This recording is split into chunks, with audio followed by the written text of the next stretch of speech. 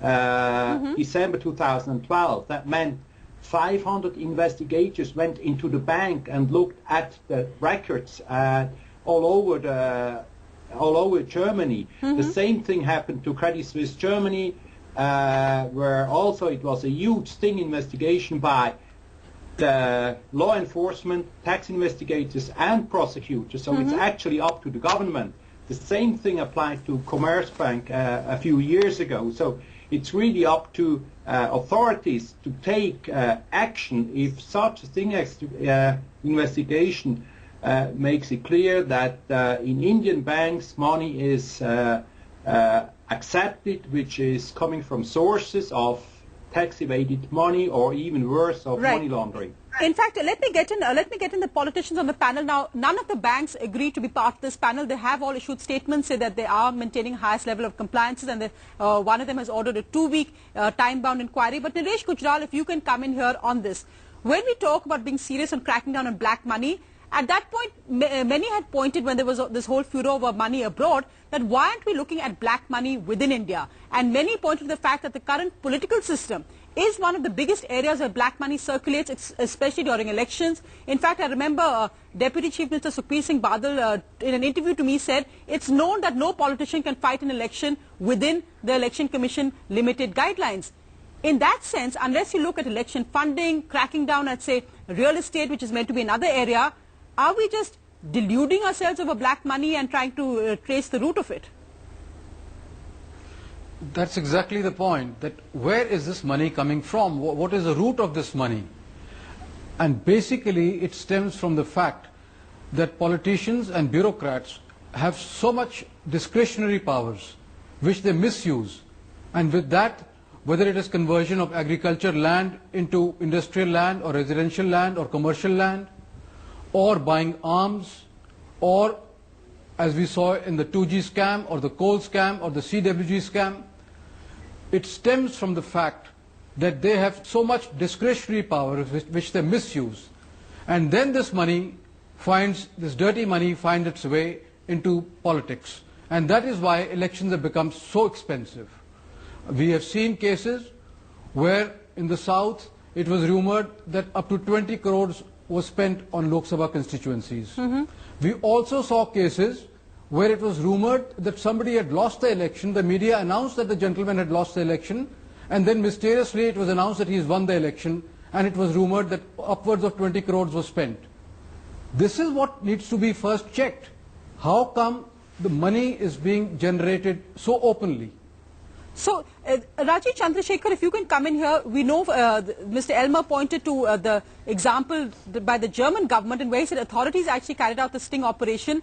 In a sense, when it had come up so prominently in Parliament, when Mr. Pranab Mukherjee is finance minister, the furor over the fact that even the list of 700 account holders apparently given to us have not been made public, apparently on grounds of privacy and legal requirements.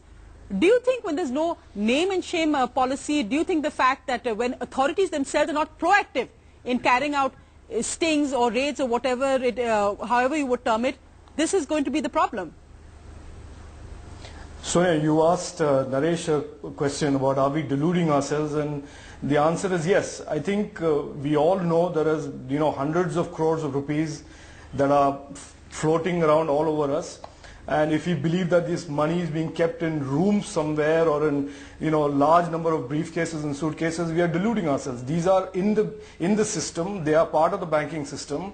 They are part of the the stock market. And look, I think you asked a question early on saying, is this an open secret? Way back in 2001 and then 2005, 2006, the IB has said that there is terror money and illegal monies involved in the Indian stock market.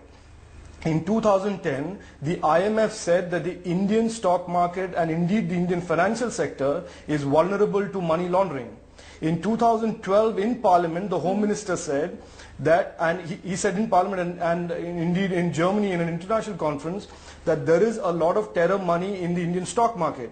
Now what Cobra Post has now officially shown to us, that this money is indeed not hiding in some suitcase and briefcase anywhere. It is very much part of blue chip banks, allegedly, subject to evidence and so on. It is part of the overall system. And the question you're asking is a relevant question. How is it if Cobra Post knows about it? How is it that the Financial Intelligence Unit doesn't know about it? How is it that all of these agencies that are supposed to surveil the stock market and the banking sector are not aware of it? So I think that's the question. Yeah, in fact, let me get in Abhay Aima from Mumbai there on that take. The point really of, again, as you said, terror money circulating to stock markets, the fact that it's within the system. Ironically, we saw that banking stocks which fell initially after this investigation actually closed up at the end of the day. So in a sense, this is water off a duck's back. We all know black money exists. We all know it's in the system. Apart from some noise, depending on which party is in government or in opposition, it will continue like this. Is that the cynical view on the markets? No, I don't think it is a cynical view. I think after seeing what exactly was there, the market realized that this was more to do with sensationalism than to do with the actual. Because if you were to look at these things in detail, I don't think whoever did this operation, one trade was actually carried to its logical conclusion. It is very different from people sitting at a level in a branch saying something and does it actually happen. To the best of my knowledge, all the banks that you have named in terms of KYC, in terms of the regulations by the RBI are very stringent. You try opening yourself try opening a bank account without any KYC and see where you go. In fact, that is the normal complaint from customers, that the KYC regulations have become too strict. And same is the case with money laundering. There are reports that come out from time to time which are suspicious transactions. There's a unit that follows in practically every bank. The RBI follows it. So, which is not to deny the fact that there is the system is totally clean. But there are things like, for example, if one also look at logically, if there are investment products which go over 7 to 10 years, it's a good place to convert your black money to white, because... But Mr. I take your point. You're saying because this was an imaginary transaction in a sense that no actual crime in that took place, but the fact, the scale of it, if Cobra Post have said they're ready to offer the tapes for investigation, the scale of it over 6 months, and I'd just like to play some of the actual excerpts of what was said. So it's not really just about imaginary talks or somebody bravado, as it were. Let's just look at what they actually said. एक बार थोड़ा सा आपको बैठना पड़ेगा हमारे साथ, और pan card है सर आपके पास? वो जरूरी होगा सर, 10 लाख अमाउंट है, पैन नंबर देना होगा आपको। उससे सेफ्टी रहेगी या इसके जगह सेफ्टी होगी? पक्का मतलब कहीं इनकम टैक्स वगैरह में कोई चक्कर नहीं। हमारे एग्जेक्टिव बैठे ही ब्लैक मनी खाने के लिए, एग्जेक्टिव बैठे ही ब्लैक मनी खाने के लिए। बस ठीक है। रजिस्ट्रेशन का पहले अकाउंट खुल जाए, फरवरी में बड़ी सारी ब्रांचेज है, बड़ी सारी, और ओआरएम में हमारी ब्रांच है, फरवरी में चाहिए हमें। 5-7 फरवरी तक राजेंद्र नगर में हमारी सर ब्रांच है, हमें लॉकर फैसिलिटी हम आपको बड़ा लॉकर प्लीज रिक्वेस्ट कर देना आप हमारे। बड़ा तो नहीं सर, मीडियम साइज का ही मिल पाएगा। बड़े तो पता ही होता है, जैसे ब्रांच खुल गया ना तो पहले मालिक लेते हैं, पहले मालिक लेते हैं। अपना ले लेते हैं सारे। हाँ, लोग तो सब 5 ही होते हैं बड़े लॉकर। बड़े मीन कहाँ होते हैं बड़े? और छोटे वाले नहीं कह रहा, मीडियम साइज के। ओ, इस फाइल वाले साइज वाले ना? हाँ, तो उसमें तो जाएगा 2 लेने पड़ेंगे फिर हमको। 2 मिल। Sunil Alag, if you would come in on this point, these are conversations with junior officials and they are probably going to get the sack for being caught on camera saying something like this.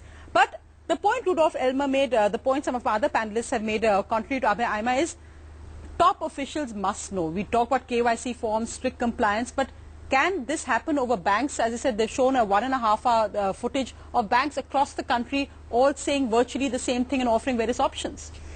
I think to say that the senior people in the banks know, I think is totally wrong. I mean, I'm going to say that straight away, because this is not like a news of the world operation where you keep the top safe. Let's take when I was there in Britannia, and we said you will not sell any product which goes beyond the expiry date.